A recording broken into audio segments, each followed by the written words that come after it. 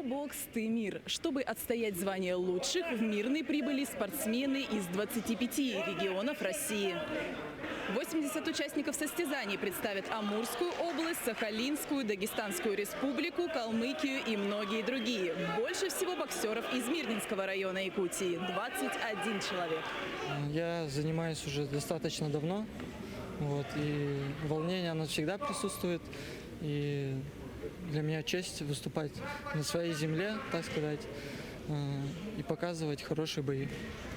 Соревнования проведут в 13 весовых категориях с 46 килограммов до 92 и выше. Формат турнира – олимпийская система с выбыванием после первого поражения.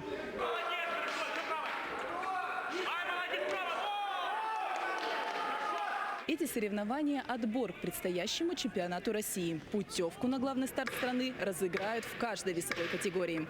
Также участники получат денежное вознаграждение. Призовой фонд соревнований – 2 миллиона рублей. Мы в Мирнинском районе уделяем большое внимание развитию спорта и физической культуры. Этому способствуют и весомые премии, которые мы выплачиваем нашим лучшим спортсменам по итогам года за высокие спортивные результаты. И материально-техническая база наших спортивных учреждений.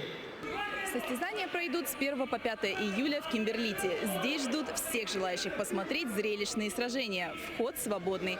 А для тех, кто хочет попробовать научиться боксировать, звездные гости соревнований проведут мастер-классы.